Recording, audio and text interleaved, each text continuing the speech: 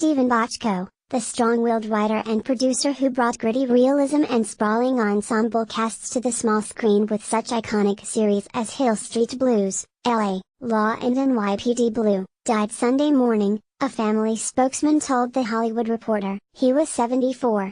Suffering with leukemia, Bochco received a stem cell transplant from an anonymous 23-year-old in late 2014. Steven fought cancer with strength, courage, grace and his unsurpassed sense of humor, spokesman Philip Arnold said. He died peacefully in his sleep, at home, with his family close by.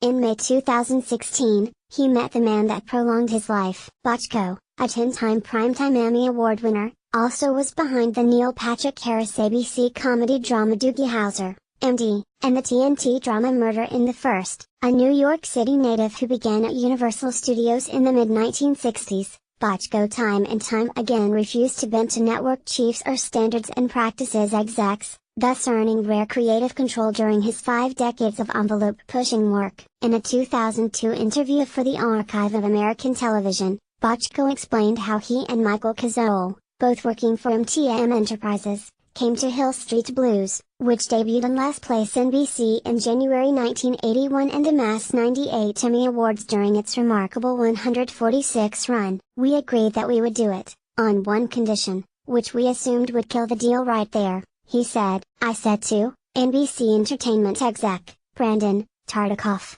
we'll do this pilot for you on the condition that you leave us completely alone to do whatever we want. And he said okay. I began to hear words about myself. He's arrogant, he's this, he's that. My attitude was, call me what you will, but I know I have a great project here. I don't know how many great projects there are going to be in my life, and I'm not going to screw this one up.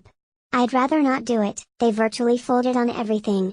In 1987, CBS legend William S. Paley offered Bochco, then 44, the job of president of the network's entertainment division. He turned that down to sign an unprecedented 6-year, 10-series deal worth in the neighborhood of $10 million at ABC, which had just ended its contract with another legendary producer, Aaron Spelling. The pact gave Bochco ownership of the series he developed. As Hill Street was winding down without him after he was fired at MTM, Bochco jumped into the legal world with a new deal at 20th Century Fox and created, with Terry Louise Fisher, the stylish NBC smash LA Law, which ran from 1986-94, and with fellow Hill Street scribe David Milch, he came up with ABC's controversial NYPD Blue, which aimed to compete with the risque kind of shows that were siphoning audiences from broadcast to cable. That series, the longest-running one-hour drama in ABC history until surpassed by Grey's Anatomy, aired from 1993 to 2005.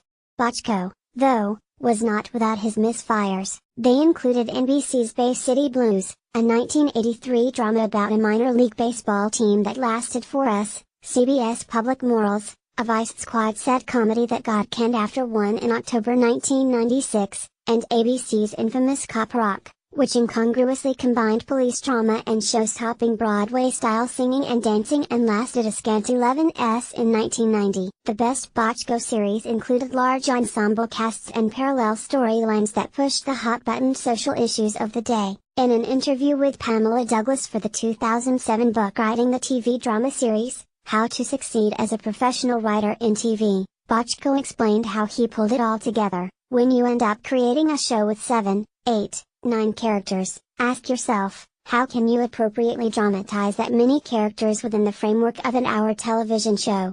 And the answer is that you can't. So you say, okay, what we have to do is spill over the sides of our form and start telling multi-plot, more serial kinds of stories. Even though any given character may not have but 3 scenes in an hour, those 3 scenes are part of a 15-scene storyline that runs over numerous s. So it was simply a matter of trying to react to the initial things we did.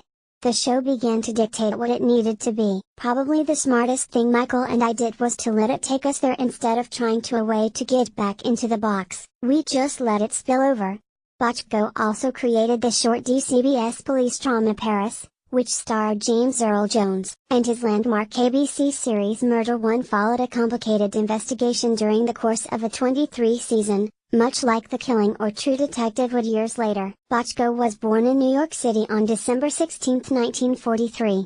His father, Rudolph, was a violinist. His mother, Mimi, a painter and jewelry designer. He attended the High School of Music and Art in Manhattan to pursue singing, attended NYU for a year and graduated from Carnegie Mellon University in Pittsburgh, where he left with a theater degree in 1966. He received a fellowship from MCA to help him pay for school, and through that, landed work at Universal during the summers before he was a junior and senior. He knew he would have a job at Universal when he finished college, and he drove across the country with classmate, and future LA law player, Michael Tucker to Hollywood.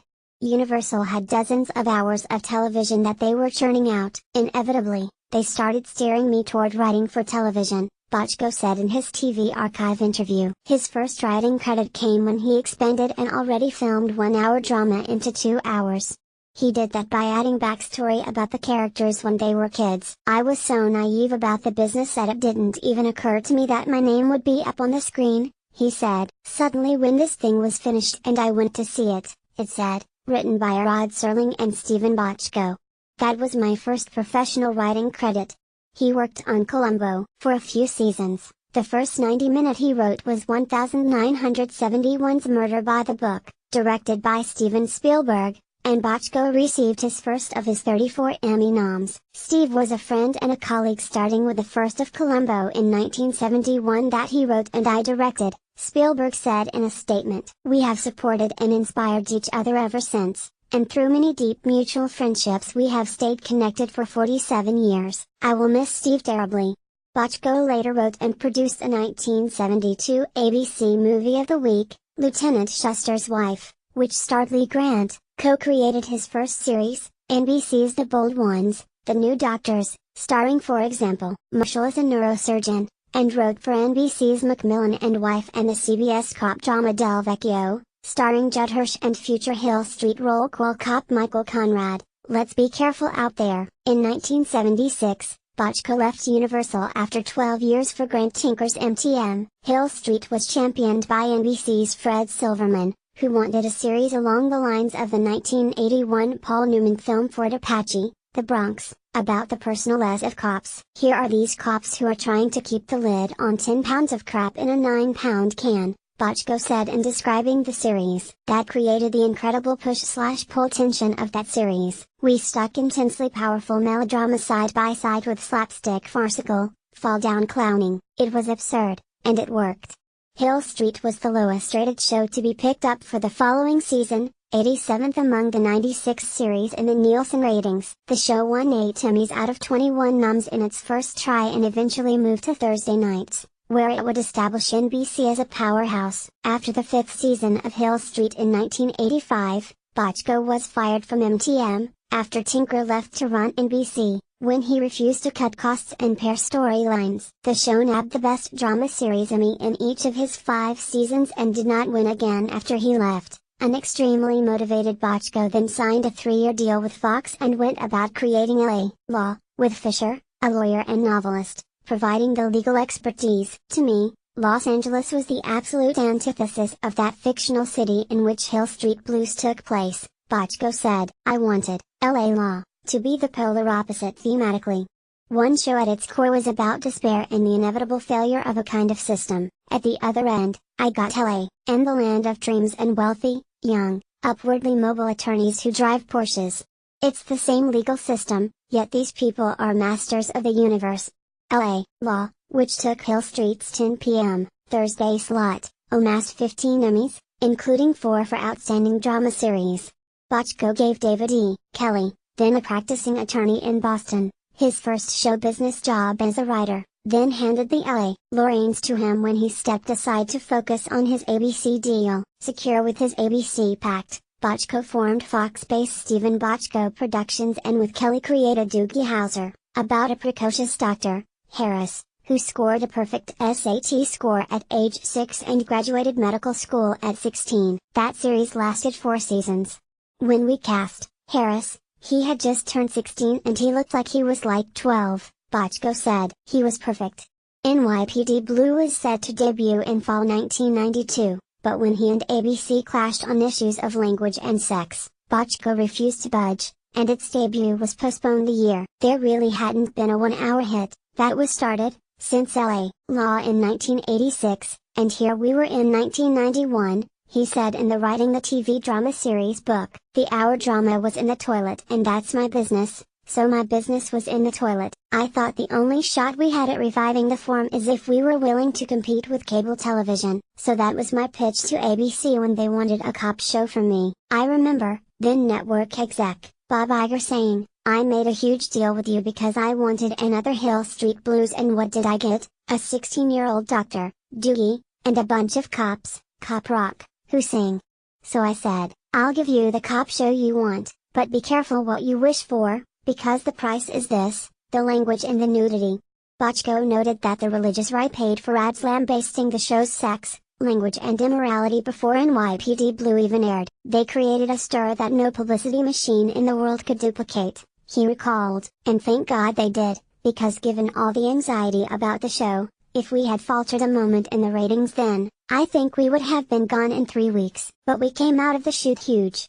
NYPD Blue went on to win 20 Emmys. Bochco later sued Fox over the sale of reruns to its sister company FX, saying the sweetheart deal deprived him of fair market value. Bochco also was involved in such series as ABC's Hooperman, starring John Ritter, ABC's Capitol Critters, an animated show about a mouse in the White House, CBS Brooklyn South, another police drama, CBS City of Angels, centered on an inner-city hospital, ABC's Civil Wars, about a law firm specializing in divorce, Over There, an FX drama set during the war in Iraq, and the TNT legal show Raising the Bar. In 2007, Bochco launched the internet series Cafe Confidential, with each lasting about 60 seconds. Murder in the First, which in its first season examined one crime from commission to trial, debuted in June 2014. Bochco's survivors include sister Joanna Frank, who played Sheila Brackman, the wife of Douglas Brackman Jr.,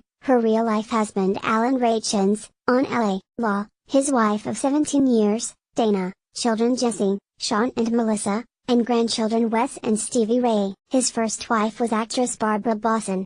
Details regarding a memorial service will be forthcoming, Arnold said. Asked about his producing style in the TV Archive interview, Bochco said his was not a producing style, it's a lifestyle. He added, years and years ago I worked for a producer who taught me more about how not to behave than how to behave. One of the most valuable lessons I ever had. This individual said to me, you get shit on by the people above you, and you shit on the people below you. I thought, there's a life lesson. I figure if you turn that upside down, you're onto something. So what you try to do is never shit on the people below you and only shit on the people above you. That always seems to work.